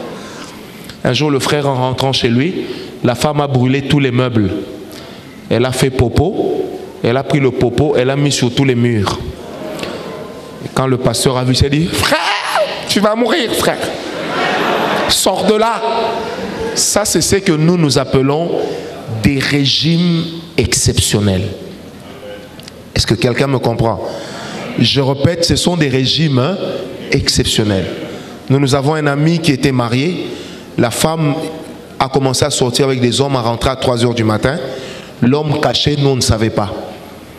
Et tenez-vous bien, c'est qu'un jour, la femme est allée faire ce qu'elle a fait. Au retour, elle entre avec 4 policiers jusqu'à dans la chambre. Et les 4 policiers disent au mari, si tu es un homme, essaye de la tabasser, on va voir. Et on avait fait 6 mois, c'était ça, on en a 6 ou 5 mois, hein, sans voir l'homme. C'était un grand gabarit, mais le jour où on l'a vu, il était svelte comme ça. Et il était en train de mourir. Il parlait plus bien, plus rien n'allait. Amen. Dans ce genre de cas, nous sommes encore dans une exception. Est-ce qu'on me comprend? Mais en dehors des exceptions, l'Église n'accepte pas les divorces. Par conséquent, l'Église n'accepte pas les remariages.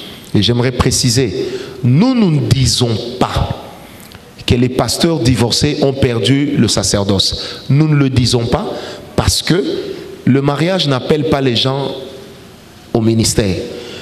Non, mais le mariage est un atout d'équilibre. Je ne sais pas si on m'a compris. Amen. Parce que nous avons connu des gens dans la ville qui disaient, si tu vas dans l'église d'un pasteur divorcé, tu es maudit. Aujourd'hui, eux-mêmes sont divorcés. L'évangile a changé. Et nous ne croyons pas à l'évangile du cas par cas. Est-ce que quelqu'un m'a compris? Donc nous décourageons les divorces. Nous nous sommes mariés ici, particulièrement chez nous à la Parole de Foi. Quand nous marions les gens apôtres, nous ne disons jamais pour le meilleur et le pire. Mais nous disons pour le meilleur et la vie. Alléluia.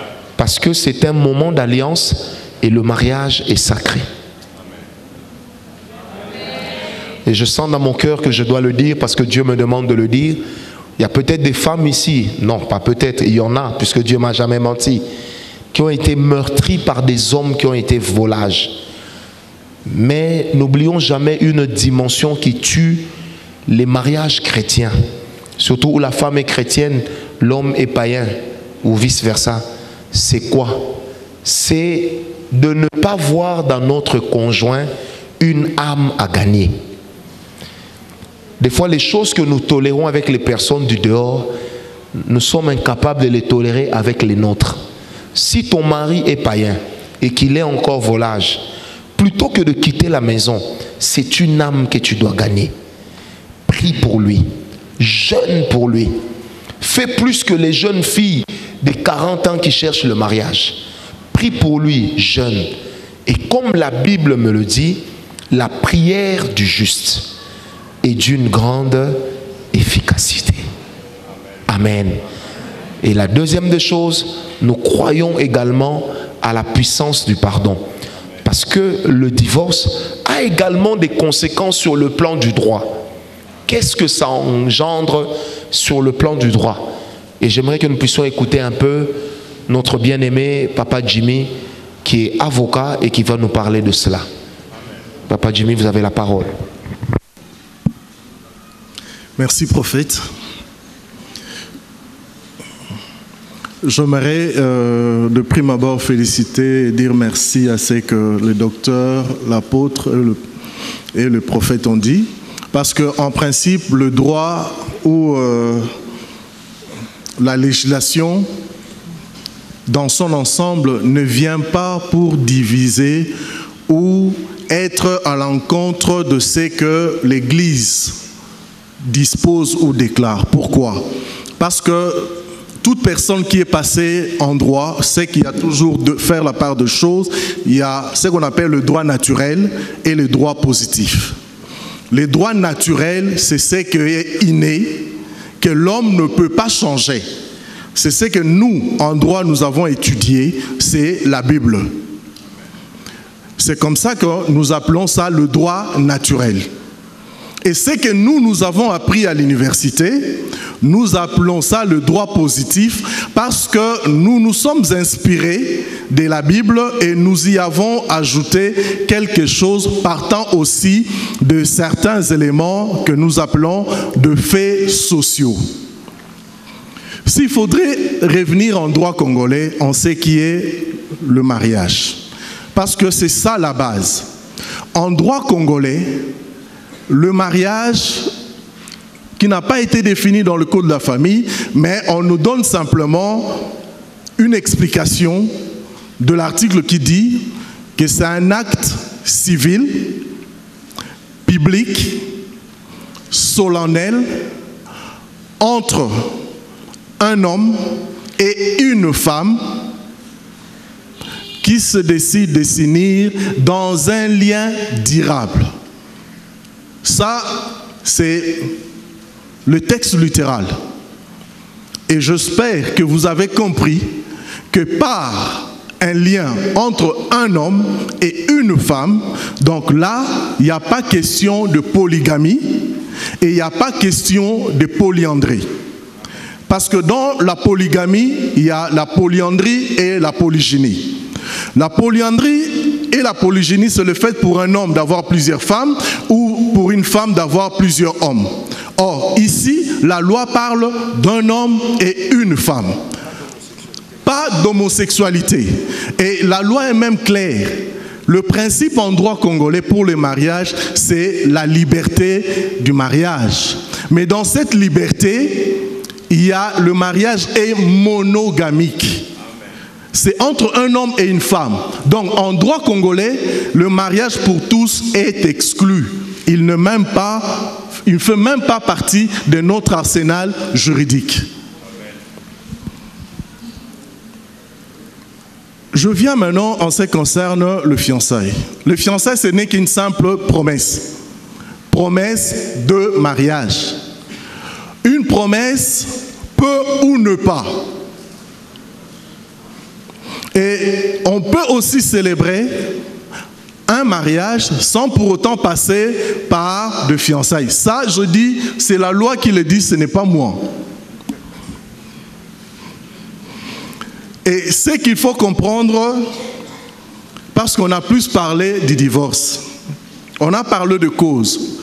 Le père Franck a parlé de l'adultère. Je ne reviendrai pas très longtemps là-bas. Pourquoi? Parce qu'en droit congolais, on ne nous a pas donné de cause de divorce. La loi ne donne pas de cause. Pourquoi? Parce que le juge congolais n'est pas celui qui favorise les divorces. En droit congolais, il y a la protection du mariage. Le juge congolais protège les mariages. Et quel mariage qu'il protège? Le mariage enregistré. Pour qu'un mariage soit enregistré, il faudrait passer par ce que je dis. Il est civil, public et solennel. Solennel parce que vous y allez devant l'officier de l'état civil qui vous enregistre. C'est une parenthèse d'en parler. Pourquoi? Parce qu'il y a beaucoup de parents, beaucoup de nos frères et sœurs qui ne se limitent que au niveau de la famille, c'est-à-dire les mariages célébrés en famille. Quand vous êtes dans cet état-là, vous n'êtes pas reconnu au devant de l'état civil, il n'y a pas mariage. Mais il y a ce que nous appelons en droit la possession d'état d'époux. Donc, vous êtes dans ce que les Congolais disent Yakato Vanda.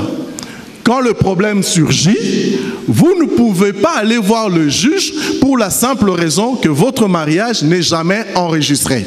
Si vous voulez que ces mariages puissent avoir des effets en droit, il faudrait à tout prix commencer par enregistrer votre mariage.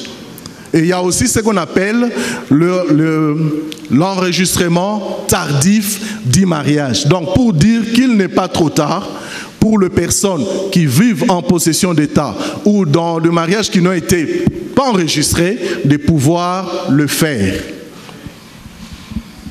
Je viens maintenant en ce qui concerne le cause, ce que disent la loi, le cause de dissolution pour un mariage. Il n'y en a que 3 dans la loi. Il y a la mort de l'un des époux, il y a le divorce et puis l'absence. Je ne parlerai pas de l'absence parce que là, c'est une théorie qui nécessiterait beaucoup de connaissances. Mais je vais plus parler du divorce. Le divorce en droit, pour le juge congolais, le juge congolais ne prend la décision de prononcer les divorces que lorsqu'il est convaincu, je dis bien convaincu, qu'il constate que l'union entre ces deux personnes est impossible. Là, on rejoint le docteur avec tout ce qu'il a pu expliquer.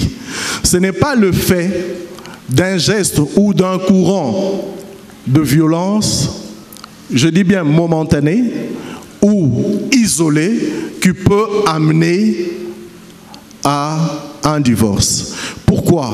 Parce que le juge, lorsqu'une partie lésée va saisir le juge pour prétendre au divorce, les juges le renvoient toujours. Ils les renvoient pourquoi? Pour que le parti ou les ayants droit coutumiers ou les partis qui peuvent intervenir, entre autres, il y a des pasteurs, il y a des médecins qui peuvent venir assister à ce qu'on appelle la chambre de conciliation. Le juge appelle toutes les parties ou toutes les personnes qui peuvent concourir pour sauver le mariage. Mais quand le juge se rend compte qu'on a fait appel à toutes ces personnes et que les mariés persistent dans leur position et que la vie commune devient impossible, là, les juges prononcent les divorces. Mais il prononce les divorces pas comme sanction, mais comme remède. Remède pourquoi? Pour que les deux parties puissent aller en paix, là où ils pourront faire ce que Père Franck a dit, le remariage qui n'est pas accepté par l'Église. Mais en soi, en droit, chez nous, nous disons ce qui n'est pas interdit est permis.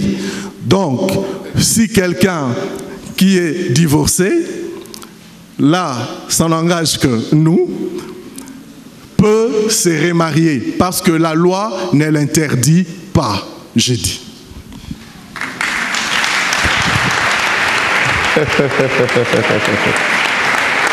Amen.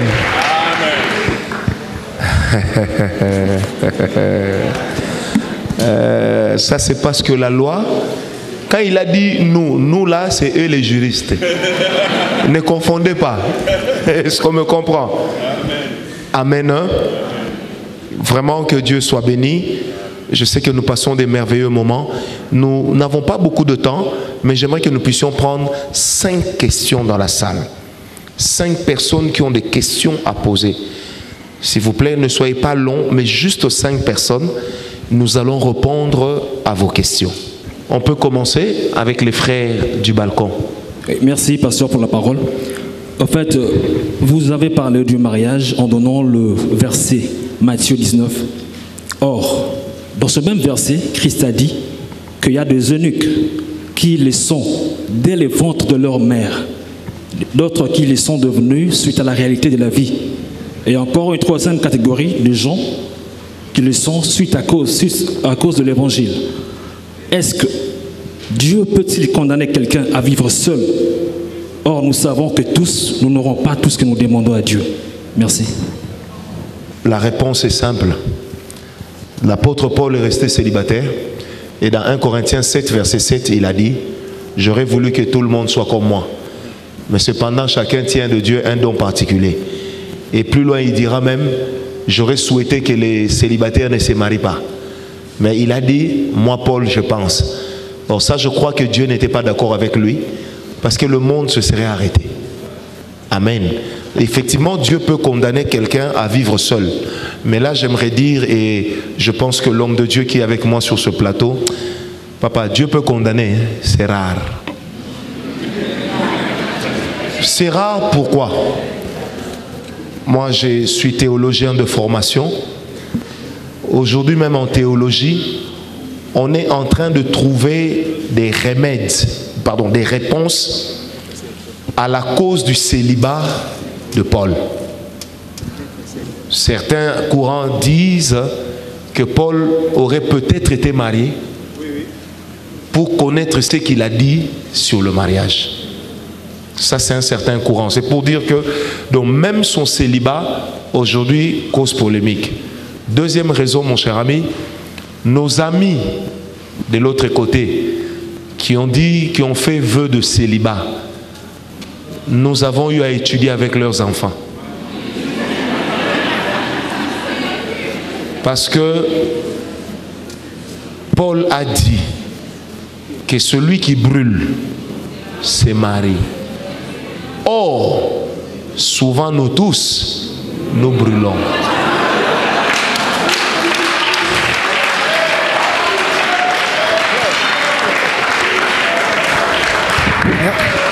Merci prophète.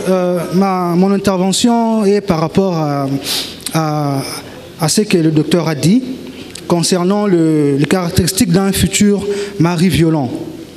Il a dit que c'est un homme qui a tendance à dominer dans la relation à la femme. Mais bon, je ne sais pas.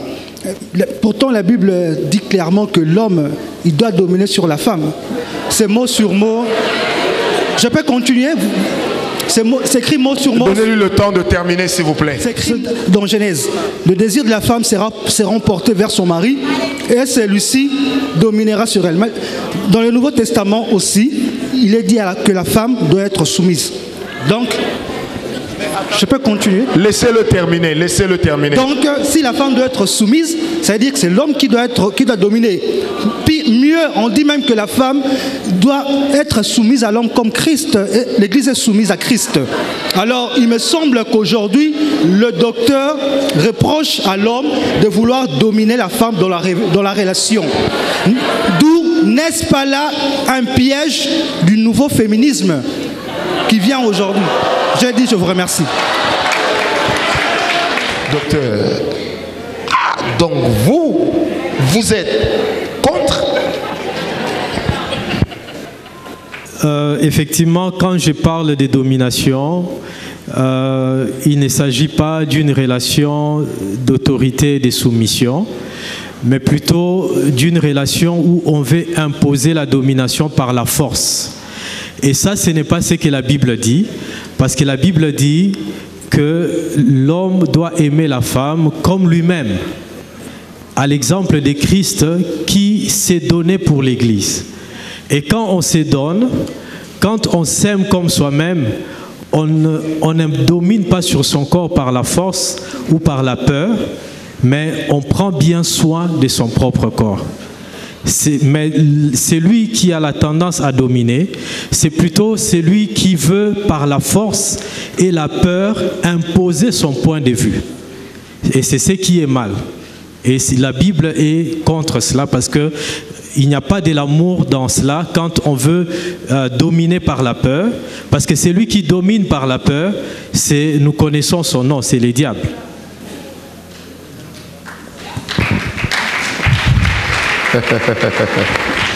Que Dieu bénisse les femmes. J'ai senti qu'elles ont été les seules à acclamer.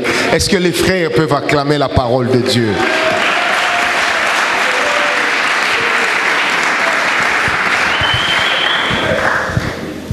Pasteur, ma question est celle-ci.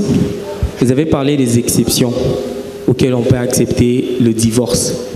Alors, au cas où il y avait une exception et qu'il y a divorce, qu'est-ce que les deux partenaires vont-ils faire? Vont-ils se remarier ou rester comme ça jusqu'à la fin de leur jour? Et j'ai entendu dire qu'on ne se remarie que lorsque l'un meurt. Est-ce que c'est vrai ou pas? Alors, je pense que le prophète a fini par donner la position de l'Église, que l'Église n'est pas pour les divorces et par conséquent n'est pas pour le remariage.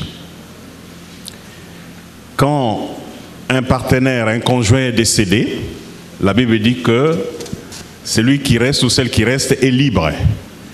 Donc, il peut, ou tout comme elle peut se marier, parce que son mari ou sa femme est décédé. Mais si, tout simplement, par ces motifs-là, par exemple, que tu as évoqué, si le divorce est intervenu par ce motif-là, il faudrait que de la part de celui qui a été à la cause, qui a voulu qu'il y ait cette séparation, qu'il accepte aussi les conséquences, ou d'attendre la mort de son partenaire pour se remarier, ou de vivre comme cela, alors, parce qu'il s'est imposé lui-même cette situation. Donc, il y a des... Mais l'autre demeure libre, hein, voyez-vous. L'autre demeure libre finalement. Parce qu'il est libre parce que, bon, effectivement, il n'est plus attaché, il n'est plus lié à cet engagement. Parce que, effectivement, il est libre. Parce que celui qui se bloque, c'est celui qui a été à la base, qui a occasionné. Parce que vous savez, quand même vous allez devant les juridictions, on demande toujours, celui qui demande, il y a quelqu'un qui demande le divorce. Bon, il y a des divorces amiables, voyez-vous, effectivement, finalement, souvent chez nous en Europe, ce sont des arrangements. Alors pour éviter des problèmes, et pour éviter que la procédure s'allonge, parce que ça prend du temps, hein, 2 ans, 3 ans, 4 ans avant que le divorce soit prononcé, et parce que tout simplement, même chez nous, là-bas en Europe, on n'aime pas, même les tribunaux n'aiment pas les divorces, parce que c'est un élément très important de la société. Il y a toujours des séances, des audiences de conciliation, où on essaye de rapprocher l'une et l'autre pour qu'ils puissent cohabiter, demeurer ensemble. Donc, même dans les droits, il y a toujours cette difficulté de permettre à des gens qui se sont unis de se séparer, voyez-vous. Et donc, effectivement, nous devons tout simplement respecter ces principes, et lorsqu'on les respecte, je pense qu'on peut arriver à quelque chose, sinon recourir à des bases fondamentales qui sont le pardon, l'amour, pour effectivement remettre à plat tout ce qui a été détruit et repartir sur de nouvelles bases. Et moi je voudrais compléter l'apôtre pour dire, bien aimé, justement si aujourd'hui l'Église se retrouve dans ce remue-ménage, c'est surtout à cause de sa tolérance. Quand on dit à quelqu'un, si tu divorces, tu peux revenir demain, te remarier dans la même église, ça crée une jurisprudence qui fait que la chose acceptée pour l'un deviendra habituelle pour les autres. Or, nous sommes l'église et nous devons apprendre à protéger des valeurs. Vous savez, un homme qui demande le divorce sur un coup de tête, qui est chrétien fondamentalement et qui sait que l'église ne tolérera pas pour lui un remariage, il va réfléchir 10 fois. Si bien, comme je l'avais dit, que certains cas sont analysés au cas par cas. D'où l'existence, par exemple, du conseil des anciens dans l'église. Ça veut dire où on examine la chose. Par exemple, le frère dont je vous ai parlé, où la femme a brûlé tous ses meubles, elle a pris des popos, elle a des excréments, elle a écrit sur les murs, et elle a commencé à sortir avec le mari de sa sœur. Dans ce cas, le pasteur d'autorité avait pris la décision que c'était fini et a autorisé le frère à se remarier. Mais là encore, c'est au cas par cas. Parce qu'on ne doit pas commencer à céder à des caprices. Aujourd'hui, tu nous dis que bon, la femme, tu divorces parce que tu l'avais attrapée avec l'ami de ton fils. Demain, la version évolue. Non, je l'avais attrapé avec le prof de géographie. Et puis ça évolue. En ce moment-là, nous commençons à créer une jurisprudence à l'Église qui fait qu'aujourd'hui, justement, l'Église se retrouve dans cet état. Que l'Église se retrouve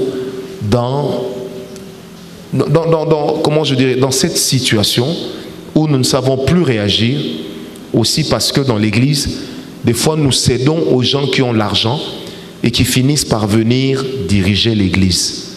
Amen. Un jour, nous allons avoir une réunion de couple justement sur cette question et le thème, ça sera « Si un homme a 2 femmes et qui s'est converti, que conseille l'Église ?»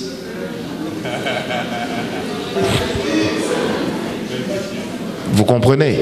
Parce que moi, dans le ministère, j'ai déjà eu à traiter ce genre de cas. Donc c'est pour dire que certaines choses, c'est au cas par cas.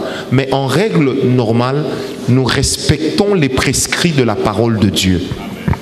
Si toi, tu casses l'alliance, ça veut dire que tu as libéré l'autre. Tu as libéré l'autre.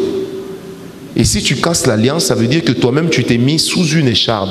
Pourquoi Dieu veut comme ça? C'est pour promouvoir l'amour, le pardon et la réconciliation. Et ça, j'aimerais le dire en vous regardant droit dans les yeux. Quand nous étions plus jeunes, on se disait, si une femme est adultère et commet l'adultère, il faut la chasser directement. Nous avons aussi entendu des femmes dire, moi si mon mari me trompe une fois, je pars. Mais aujourd'hui, nous nous rendons compte d'une chose. L'amour que Dieu nous a témoigné et aller au-delà de nos péchés. Le pardon que Dieu nous accorde ne tient pas compte de la qualité du péché commis, mais ça tient seulement compte de la sincérité du cœur repentant. Et moi je crois, et je le dis, il n'y a rien que Dieu soit incapable de pardonner. Et si je ne peux pas pardonner à l'autre, pourquoi si ça m'arrive moi, je suis capable de me pardonner et de me justifier? Or la Bible dit, aime ton prochain comme toi-même. Et le mal que tu ne veux pas qu'il te soit fait, tu ne le commettras point contre autrui. Amen. Pour aujourd'hui, je pense que nous allons arrêter là notre réunion. Est-ce que vous avez été bénis? Si nous avons été bénis, acclamons le Seigneur. Alléluia. Alléluia. Alléluia. Amen. Est-ce que nous pouvons nous lever, s'il vous plaît? Merci à toute l'équipe d'organisation. Chapeau. Nous apprécions ces réunions. Aujourd'hui, on a été plus détendu que la dernière fois. Que Dieu vous bénisse. Amen. Est-ce que nous pouvons lever la main droite, s'il vous plaît? Dieu Tout-Puissant, nous retournons dans nos maisons sous ta grâce, sous ton onction, sous ta puissance et sous ta protection. Fais réussir l'entreprise de chacun. Et si l'entreprise, c'est l'amour, fais réussir l'amour à condition que toi-même tu sois dedans. Et si tu n'es pas dedans, que ça échoue avant de se concrétiser par un mariage qui va échouer. Père, merci de nous raccompagner. Merci de bénir nos églises. Merci de bénir la semaine. Merci de bénir notre pays. En quittant ici, que personne ne soit kidnappé, que personne ne soit intimidé. Au nom de Jésus, notre pays est dans la paix. Nous aussi, nous connaissons la paix. Amen. Que Dieu vous bénisse. Saluez-vous en sortant. Demandez le nom du frère, de la sœur. On ne sait.